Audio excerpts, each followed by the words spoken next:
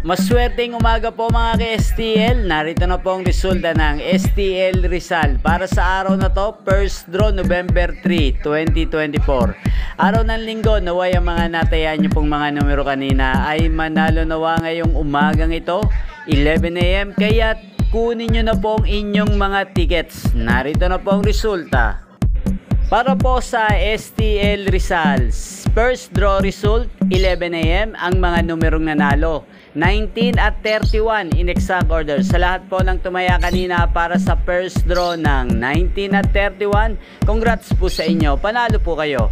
Shoutout po Mrs. Paraiso. Shoutout po Madam. Ang STL Rizal ay napapanood nyo po sa channel na to, Roderick Hernandez TV, araw-araw mula Lunes hanggang Linggo, every 11 AM, 4 PM at 8:45 PM. Maraming salamat po sa panonood nyo sa aking channel. Huwag pong kalimutang mag-subscribe. Thank you for watching.